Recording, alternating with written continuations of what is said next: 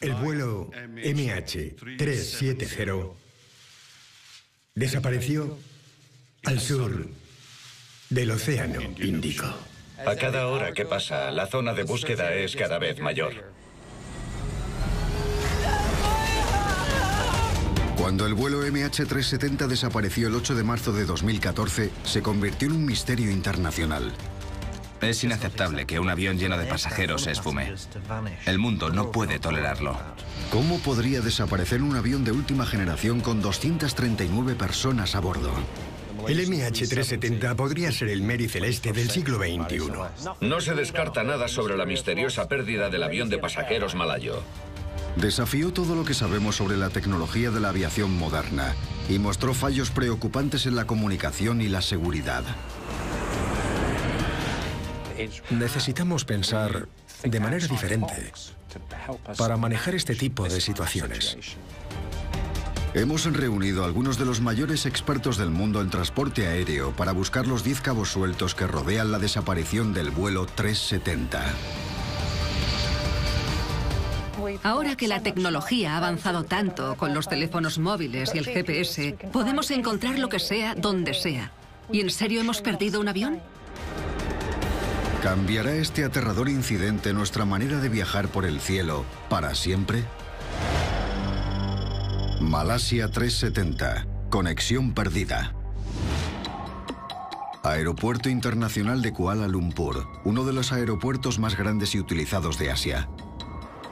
Como muchos otros centros de distribución del mundo, cientos de vuelos despegan desde aquí cada día. 7 de marzo de 2014. Tan solo unas horas antes de su salida programada, 227 pasajeros facturaban su equipaje para el vuelo MH370. Volaría por la noche y aterrizaría en Pekín a las 6:30 de la mañana. Primero, los pasajeros tuvieron que pasar el control de seguridad aeroportuaria. Mientras comprobaban sus documentos y su equipaje, el Boeing 777 era preparado para el despegue. Los 12 miembros de la tripulación del vuelo 370 acudieron a trabajar y se dirigieron hacia el avión. Ellos también pasaron el control de seguridad. Control del personal de vuelo. Lo que hemos aprendido del vuelo MH370 es que hay que hacer algo más con respecto a la propia tripulación del avión. Este vídeo de seguridad muestra al comandante Zahari Ahmed Saad y a su segundo, Farig Abdul Hamid, pasando por un escáner antes de subir al avión. La manera más fácil de pasar por seguridad y dañar a la aviación es a través de la tripulación. Nadie les registra. En muchos países solo se comprueban los antecedentes de los pilotos en el momento de ser contratados por la línea aérea, pero antes de un vuelo simplemente pasan por el escáner. Según parece, el capitán pasa por el arco detector y entonces el oficial de seguridad se le acerca y literalmente le da una palmadita en el pecho y le deja pasar. Ahí tenemos un importante fallo. Si hubiera una manzana podrida entre los pilotos, corres el riesgo de que alguien use algún truco para desaparecer del cielo. Mientras la tripulación se dirigía hacia el avión, los pasajeros pasaron por el control de pasaportes. Control de pasaportes. 2 pasajeros a punto de embarcar en el vuelo 370 viajaban con pasaportes robados que no fueron detectados. El hecho de que no se comprobara de la forma adecuada la identidad de la gente que embarcaba en el avión me preocupa profundamente. Más tarde, fueron identificados como 2 solicitantes de asilo iraníes. Pero ¿cómo consiguieron pasar por el control de pasaportes sin ser detectados? La Interpol tiene una base de datos de más de 40 millones de pasaportes robados o perdidos. Todos los países que colaboran con la Interpol, aproximadamente 160, tienen acceso a la base de datos, pero por desgracia no es obligatorio que tengan que usarla. De hecho, la mayoría de los países, entre ellos Malasia, no la usan normalmente con sus pasajeros. Este fallo podría aumentar la presión para cambiar los protocolos concernientes a los pasaportes. Creo que a partir de ahora la base de datos de la Interpol se usará con mucha más frecuencia, pero el acceso ha de ser más sencillo. Tras mostrar sus pasaportes como el resto de pasajeros, los que viajarían en el vuelo MH370 pasan por otro control de seguridad. En este, comprueban que no llevan explosivos, armas o materiales peligrosos. Comprueban nuestro equipaje de mano y pasa por escáneres, pero todo indica que hay alguna grieta.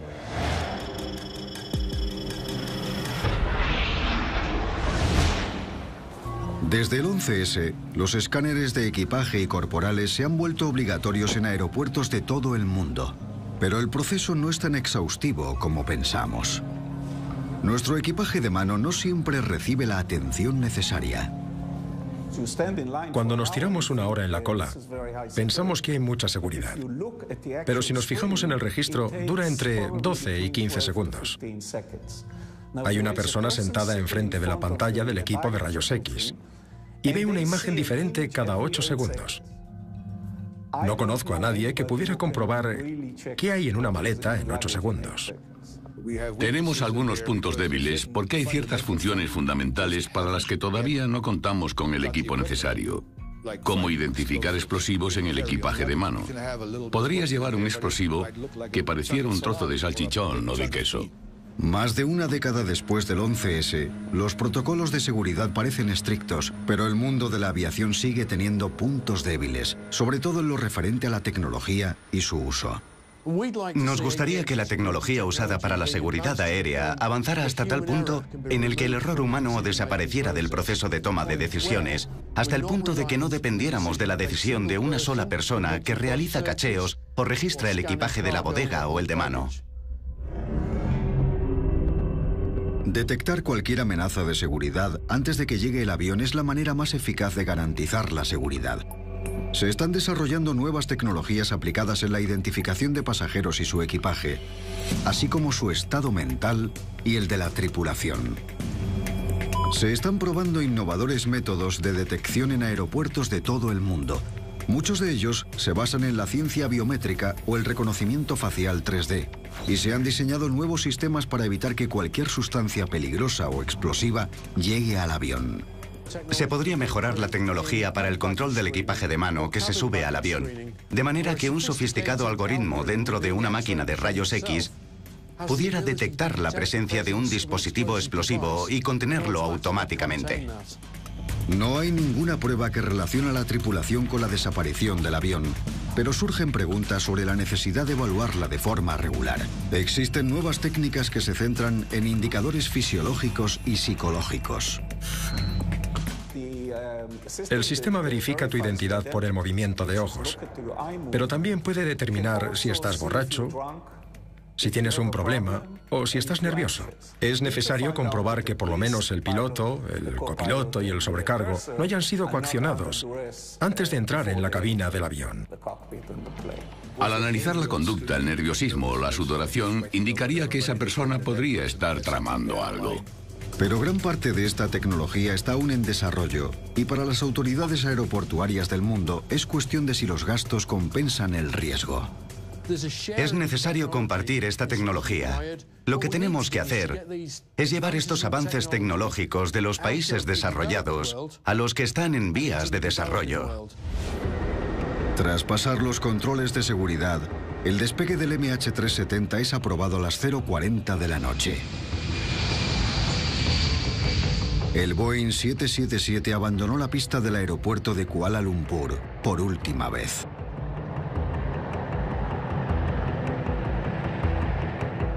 En su ruta hacia Pekín, el MH370 cruzaría el espacio aéreo del vecino Vietnam. Un vuelo tiene que cumplir ciertos protocolos al pasar del control de tráfico aéreo de un país al siguiente. Al abandonar la primera zona, el piloto recibirá la información de la frecuencia de radio para la siguiente. Entonces llamará e informará a la siguiente zona de dónde se encuentra y de que está a punto de entrar en esa zona. Pero durante una transferencia puede producirse un silencio de algunos segundos. En el mundo de la aviación, esto se conoce como fallo radio. El control de tráfico aéreo malayo dio instrucciones al MH370 para sobrevolar la siguiente zona, Vietnam. tenían que llamar a Ciudad Ho Chi Minh y que les asignaran una frecuencia de radio para hacerlo. Pero hasta donde sabemos, esa llamada nunca se realizó. Lo que nos lleva al siguiente cabo suelto. Las últimas palabras del vuelo que resonarían en el aire. Buenas noches, Malasia 370.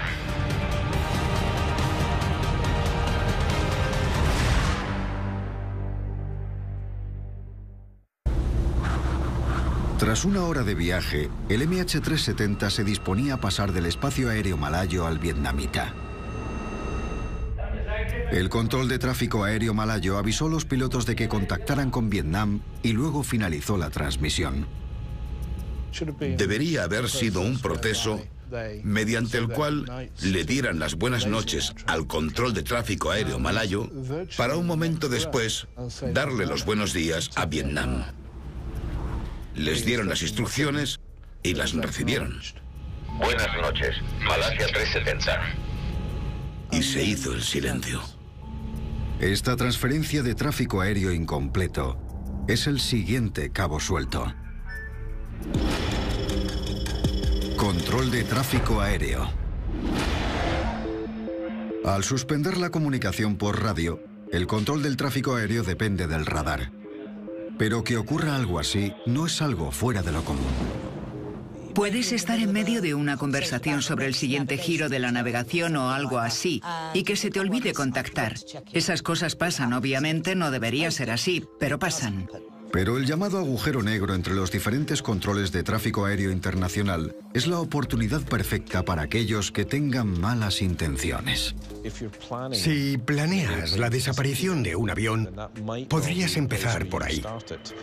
Tienes unos 5 minutos de cortesía antes de que se lleve a cabo una investigación seria. Y lo que es más preocupante, 2 minutos después de las últimas palabras del MH370, el transpondedor, el dispositivo del avión que permite rastrearlo por radar, dejó de funcionar.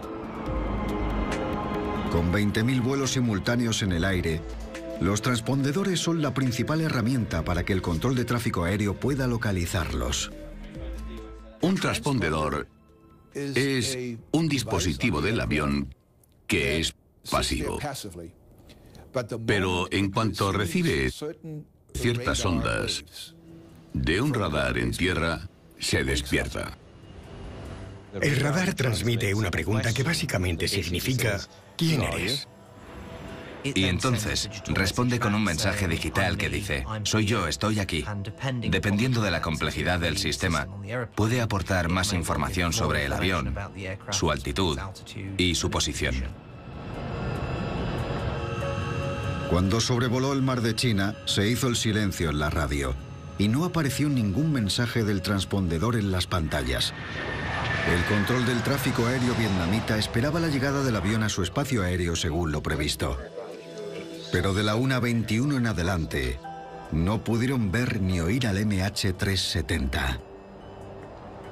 Que un avión desaparezca de las pantallas de los radares y no establezca ninguna comunicación es algo que al control de tráfico aéreo le cuesta mucho sobrellevar.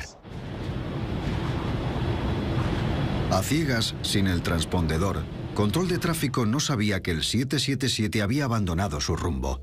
Se dirigía al oeste, totalmente en dirección contraria. El porcentaje de aviones desaparecidos es muy bajo. Pero ha ocurrido antes, con devastadoras consecuencias, como en el 11S, cuando los secuestradores se hicieron con el control. Lo primero que hicieron fue silenciar el avión. Apagaron el transpondedor e interrumpieron las transmisiones por radio. Nadie sabía dónde estaban esos aviones. Esa tragedia provocó un cambio global en el protocolo. Cuando se dieron cuenta de lo que había pasado, uno de los pasos que dieron fue contactar con los servicios de seguridad. Si sobrevolara el espacio aéreo londinense, por muchos cambios de frecuencia que se produzcan en poco tiempo, si te saltas uno y no pasa nada más, en 20 minutos tendría 2 cazas en las alas. Se necesitaría urgentemente realizar otro cambio drástico en el sistema de control de tráfico aéreo. Puede que sea el momento de reemplazar las transferencias humanas por un sistema automatizado. Creo que las transferencias automáticas serían beneficiosas, pero con la automatización se introduce un riesgo potencial. Es como lanzar una moneda entre la certidumbre que nos da la tecnología y el mayor control que aporta el factor humano sobre la percepción, a pesar de su falibilidad. Pero el transpondedor no es el único sistema que mantiene a los aviones en contacto con el suelo. Hay otro, el ACARS, un sistema de comunicación aire-tierra. Los aviones pueden enviar datos automáticamente sobre su estado a sus fabricantes. Por ejemplo, sobre el rendimiento del motor, el consumo de combustible y puede que incluso sobre la velocidad del avión. Pero lo relevante es que en el vuelo MH370 este sistema de mensajería por satélite dejó de transmitir al mismo tiempo que el avión se desvió de su ruta y el transpondedor dejó de funcionar.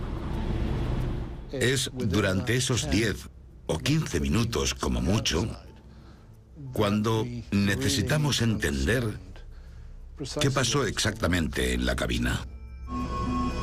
El hecho de que tanto el transpondedor como el ACARS dejaran de funcionar plantea una pregunta clave. Si el transpondedor quedó inoperativo, ¿cómo sucedió? Parece que en algún momento el ACARS fue inutilizado. Podría haber sido una desactivación intencionada o debido a un fallo muy específico del sistema. La persona mejor posicionada para inhabilitar el sistema es el piloto. Si el piloto necesitara apagar el transpondedor, le resultaría bastante fácil. Está situado en la consola central y simplemente se apaga con un interruptor. En el caso de que quisiera apagar el ACARS, tendría que venir aquí arriba y manipular los disyuntores que lo controlan, y dejaría de funcionar. Existen razones legítimas por las que un piloto podría apagar el transpondedor. Una vez tuve que apagar el transpondedor en pleno vuelo. En mi caso se debió a un fallo eléctrico.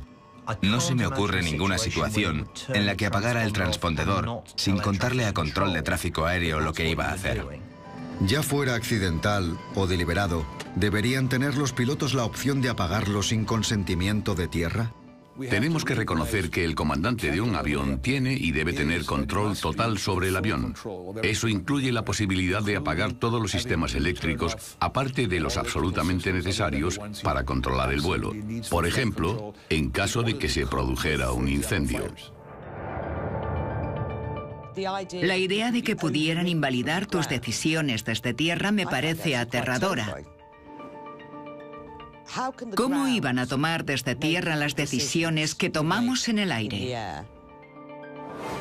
Alcanzar un equilibrio entre la autonomía de los pilotos y la importancia de un seguimiento preciso sigue siendo un desafío. Pero la mano humana no es la única causa posible del fallo de los sistemas de seguimiento. Un error mecánico podría apagar con facilidad los sistemas eléctricos. Quizás eso explicaría por qué el vuelo no podía ser localizado y la tripulación no hizo una llamada de emergencia. Fallo mecánico. El Boeing 777 lleva volando 20 años y tiene uno de los mejores historiales de seguridad entre los aviones comerciales. Los 777 son aviones muy seguros. Hay más de 1000 en activo y su tasa de accidentes es especialmente baja. Pero también han sufrido fallos mecánicos. En 2008, la congelación del combustible provocó que un 777 realizara un aterrizaje de emergencia en el aeropuerto Heathrow, Londres. Mayday, mayday, speedbird, 9595. Pero lo más probable que hubiera ocurrido en el vuelo MH370 sería un incendio en la cabina, como el del 667 de Egypt Air. Un cortocircuito en el sistema eléctrico prendió la línea de oxígeno de la cabina. 30 segundos después, las llamas habían quemado un agujero del tamaño de una maleta en el fuselaje. Si la culpa hubiera sido de un fallo mecánico, podría explicar por qué el MH370 giró inesperadamente hacia el oeste. Ante cualquier indicio de humo, fuego o algo parecido, lo primero que haces es aterrizar lo antes posible. Si hubiera ocurrido algo parecido durante el vuelo 370, Eso explicaría el giro. Por orden, vuelo, navegación y comunicación. No me sorprende que no consiguieran mandar un mensaje de emergencia, porque si se hubiera producido un incendio en la cabina, habrían tenido 20 o 30 segundos, y eso no es mucho tiempo. Pero no hicieron ningún intento de aterrizar. El MH370 volaba en dirección contraria, hacia el mar. Aunque el transpondedor y la radio hubieran sido inhabilitados, todavía funcionaba una vía de comunicación, las señales o pulsos de la antena del satélite. Los pulsos son una respuesta automática del avión que dicen, sí, sigo aquí. Las señales siguieron transmitiéndose 6 horas después de que el avión se hubiera desviado de su rumbo. Este hecho sería vital en la búsqueda del vuelo MH370. Aunque en sí mismas, esas señales no aportan ningún dato de dónde podría estar el avión, gracias a ellas, sabemos que el avión voló cierto número de horas antes de perder el contacto. Por eso sabemos que el avión voló hacia los 40 grados de latitud, cuyos fuertes vientos hacen que sea una de las zonas más inhóspitas del sur del Océano Índico.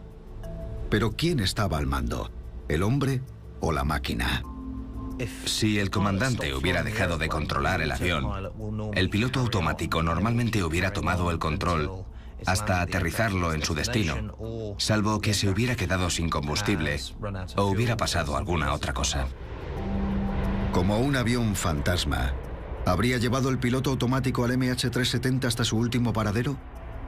El mundo entero se preguntaba dónde habría ido a parar.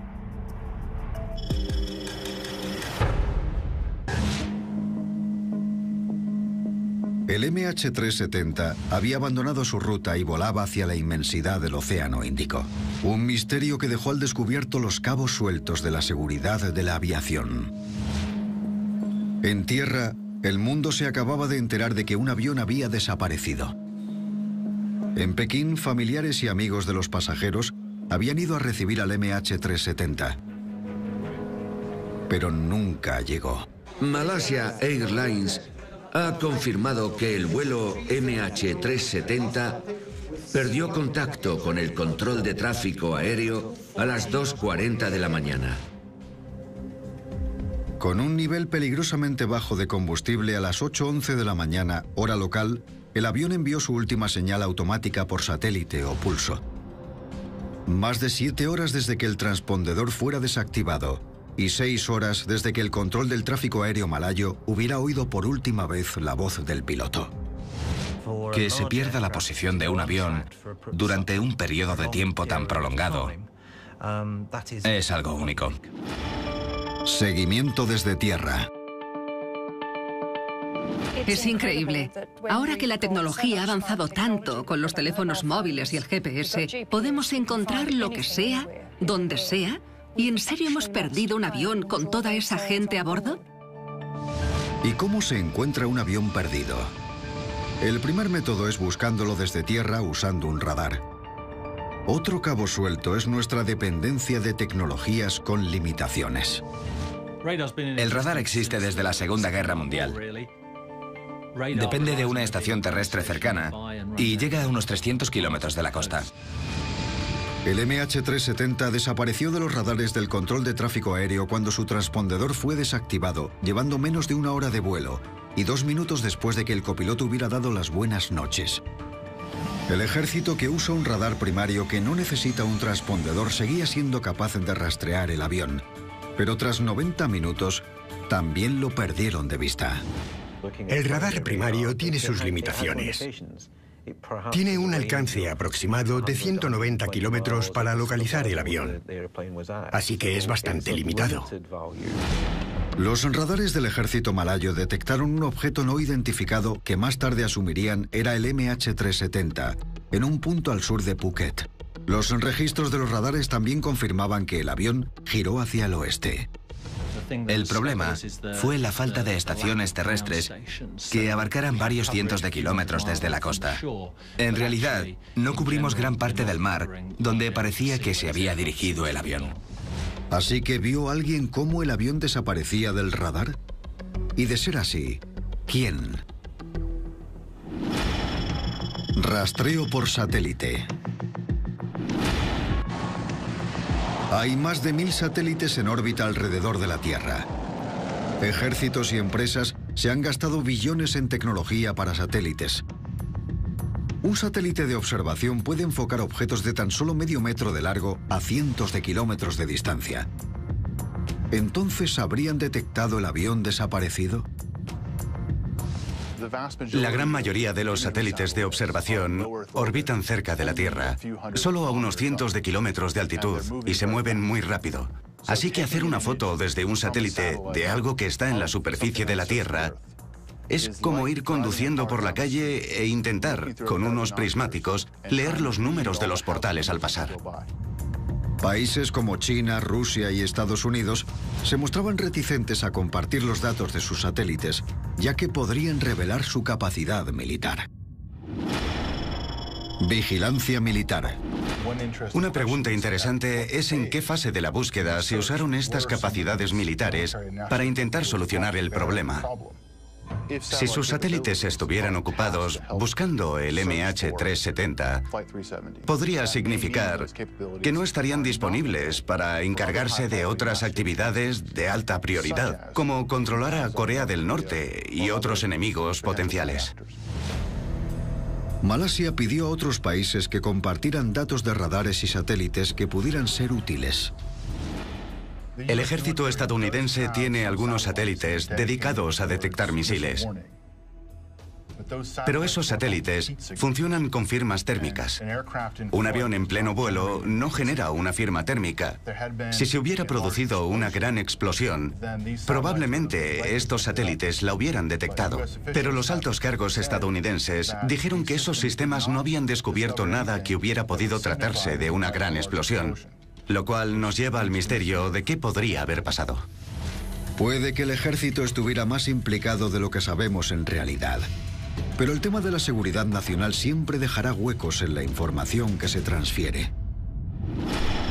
Protocolo internacional. Con pocos datos con los que seguir, los malayos necesitaban desesperadamente información y cooperación de sus países vecinos y de la comunidad internacional. En los primeros momentos de la investigación, teníamos un montón de información, a veces contradictoria, y la zona de búsqueda cambiaba mucho, lo cual hizo que perdiéramos bastante tiempo. La búsqueda desde tierra se vio entorpecida por la falta de información. No hubo un diálogo eficiente entre países y autoridades de aviación, lo cual dificultó el hacerse una idea global de lo que ocurría.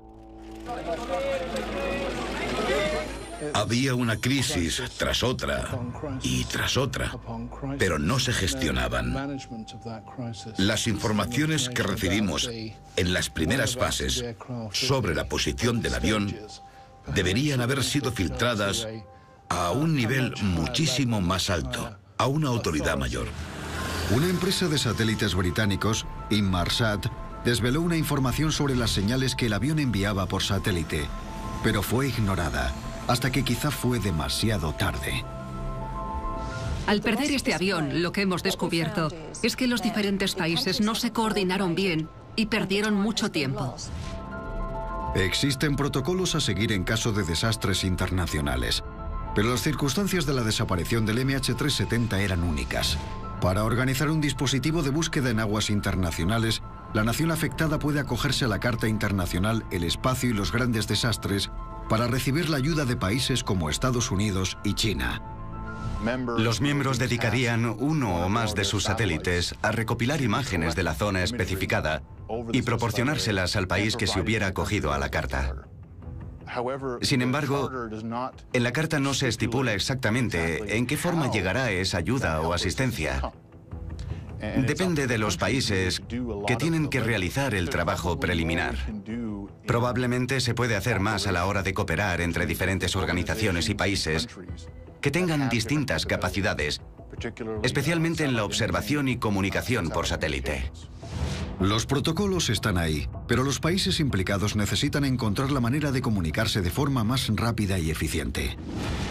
Parece que el misterio sin resolver del MH370 podría conseguir que algunos países se pusieran de acuerdo para dar una respuesta estandarizada y puede que evolucionara un organismo verdaderamente global, cosa que hace falta. Mientras el mundo entero buscaba el MH370 en el mar de China Meridional, en Londres, los técnicos de Inmarsat decidieron intentar localizar el avión partiendo de los datos de las señales por satélite o pulsos. El sistema seguía emitiendo pulsos de manera automática. Desde la estación terrestre se enviaban señales que básicamente preguntaban al avión, ¿estás ahí? Y el avión respondía, sí, estoy aquí. Eso ocurría aproximadamente cada hora, según una frecuencia de tiempo programada con antelación. Pero las señales que envía un avión no se usan para localizarlo. A pesar de la falta de información, el equipo de Londres aceptó el desafío. Los programadores usaron las 8 señales que el avión envió para averiguar su posible ruta aérea. Su análisis aisló 2 posibles recorridos que podría haber realizado el avión. Uno se dirigía hacia el norte, entre Tailandia y Kazajistán, y el otro hacia el sur, entre Indonesia y el sur del Océano Índico. Usamos las diferencias en la velocidad a la que la señal fue enviada desde el avión al punto fijo del satélite en el espacio. Eso se llama el efecto Doppler. Imaginaos el silbato de un tren que se oye más alto al irse acercando y luego más bajo al alejarse. Lo que hicimos fue buscar esas señales y decidir si el avión estaba siguiendo una ruta en particular. El equipo fue un paso más allá y diseñó complejos algoritmos para analizar datos antiguos de otros 777 de Malaysia Airlines que hubieran volado hacia Pekín. Al hacerlo, fueron capaces de averiguar la ruta que probablemente hubiera seguido el avión, la del sur. Eso les permitió llegar a una suposición bastante probable de dónde podría haber ido el avión. Entonces, probaron su teoría con otros 6 aviones que volaban ese mismo día y funcionaba. Luego, al aplicar el modelo al caso del MH370, pudieron demostrar de forma bastante convincente que probablemente hubiera seguido la ruta sur. La zona de búsqueda se había reducido a una franja de 160 kilómetros en el Océano Índico al oeste de Perth. El primer ministro malayo comunicó la noticia. De acuerdo con estos nuevos datos, el vuelo MH370 habría desaparecido en el sur del Océano Índico. Cuando los investigadores averiguaron el lugar más probable en el que se habría estrellado el avión, se organizó una operación internacional de búsqueda y rescate. Hay una incertidumbre sobre lo que pasó y no podemos consentirlo. Necesitamos saber qué ocurrió para poder evitarlo en el futuro. Pero todavía quedaba por encontrar una prueba crucial: el registrador de datos de vuelo y la grabadora de voz de la cabina, las cajas negras. Esas 2 unidades deberían sobrevivir a un impacto considerable y también a una inmersión en el mar. Si los investigadores pudieran encontrar las cajas negras, podría tratarse del cabo suelto más complicado de todos.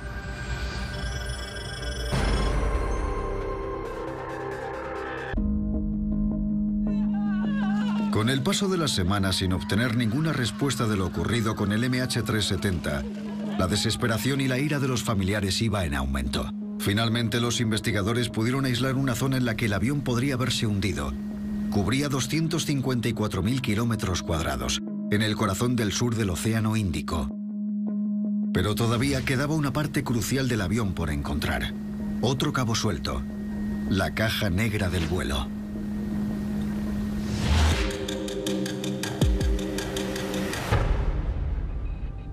Cuando identificamos los restos de un avión, buscamos las cajas negras, los dispositivos de grabación.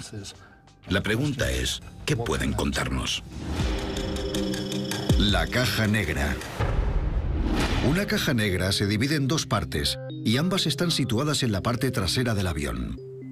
La grabadora de la cabina graba las voces y el sonido mediante 4 micrófonos repartidos por la cubierta. El registrador de datos del vuelo recopila información de diferentes sensores repartidos por el avión. Un Boeing 777 tendría hasta 1500 parámetros diferentes. Registraría la velocidad, la altitud, la despresurización de la cabina, una gran variedad de parámetros. Las cajas negras tienen una baliza submarina que se activa al entrar en contacto con agua salada. Emite un pulso, una pequeña señal regular que nos va a indicar su posición. Para localizarla, hay que encontrar esa señal que no tiene mucho alcance, solo unos cuantos kilómetros.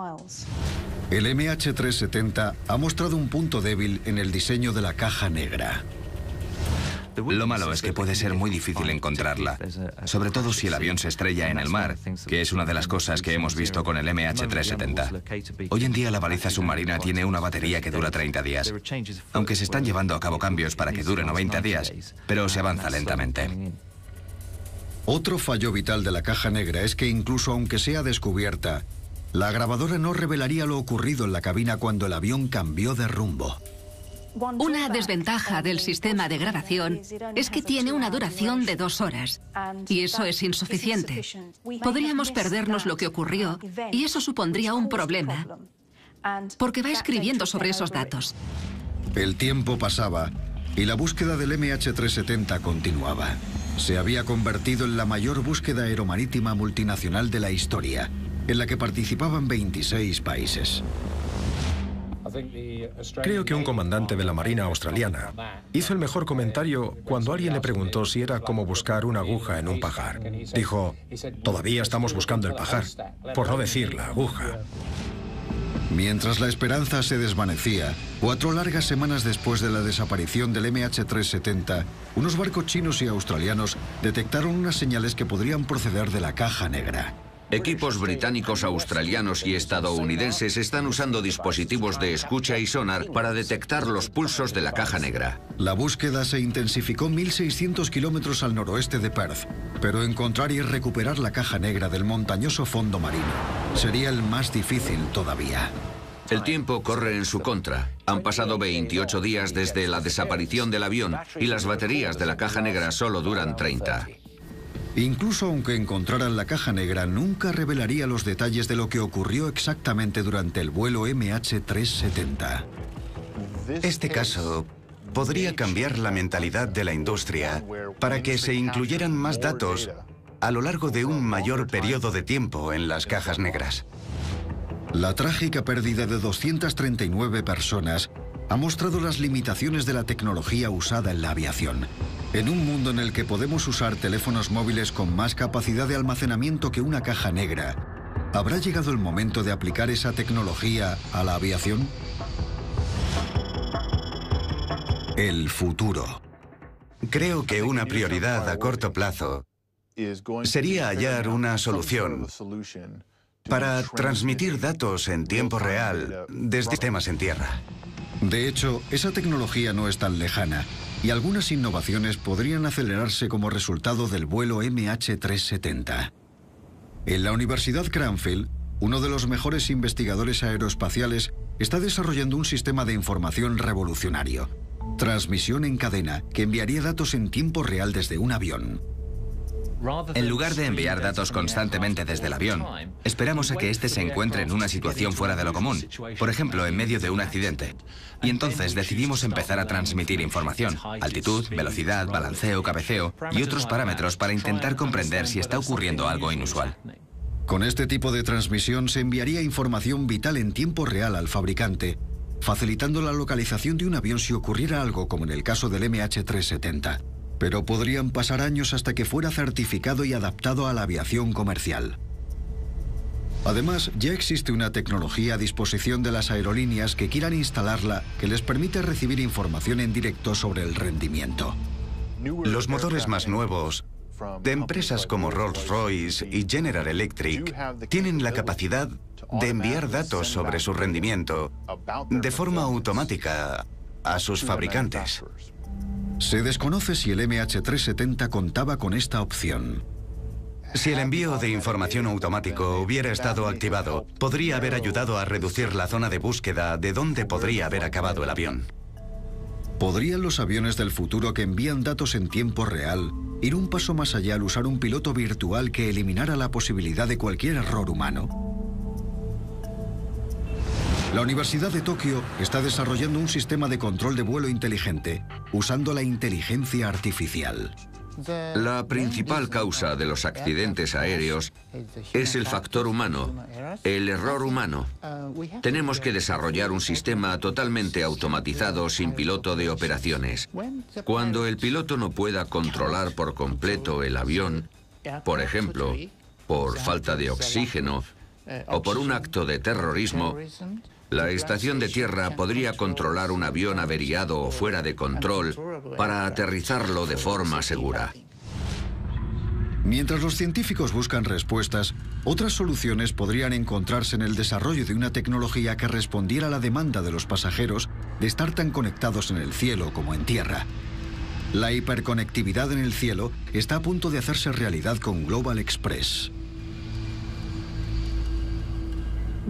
Estamos en proceso de lanzar 3 satélites orbitales geoestacionarios que girarían alrededor de la Tierra a 38.000 kilómetros y proporcionarían cobertura a todo el planeta. Eso revolucionaría el transporte aéreo y el mundo de las comunicaciones tal y como lo conocemos. Es el beneficio de poder usar tu propio dispositivo en un avión, ya sea un portátil, una tablet o un móvil, y poder conectarlo a un punto de acceso inalámbrico que estaría instalado en el avión. Así podríamos ver la tele, conectarnos a Internet a la misma velocidad que lo hacemos en tierra. Creo que todo el asunto del vuelo MH370 está sirviendo para descubrir que vivimos en un mundo en el que la comodidad de los pasajeros, los sistemas de entretenimiento o el apetito comercial han sido colocados por delante de la seguridad de los propios pasajeros. Aunque la hiperconectividad y la transmisión de datos en tiempo real podrían solucionar algunos huecos tecnológicos actuales, los científicos ya se han adelantado. La 6ª generación de satélites no estará lista hasta la década de 2020, pero ya la estamos planificando. En la cabina, los servicios de seguridad y las comunicaciones de los pilotos con tierra, así como el seguimiento del avión, pasarían al siguiente nivel. Mientras el mundo sigue la tragedia del MH370, los investigadores tienen que encontrar los restos del avión y recuperar los datos de las cajas negras para responder algunas preguntas clave. Pero puede que nunca encuentren todas las respuestas.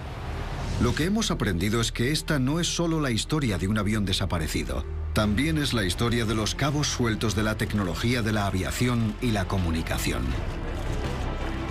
Los pasajeros necesitan recibir una garantía de que su seguridad es la mayor prioridad, tanto en el aeropuerto como en el entorno aéreo. Sin los pasajeros, no habría industria que proteger. La tecnología aeronáutica, por muy sofisticada que sea, sigue siendo falible ante actos de malicia o errores. Lo que tenemos que hacer es descubrir lo que ha sucedido y aprender las lecciones necesarias para evitar que esto vuelva a pasar. Los cabos sueltos han permitido que lo que debería haber sido un vuelo rutinario se convierta en uno de los mayores misterios de la historia de la aviación. Al final, todo se resume en saber cuál sería el coste de aplicar las nuevas tecnologías y todas estas mejoras. Y también quién estaría preparado para afrontar esos gastos, si los gobiernos, las aerolíneas o los pasajeros.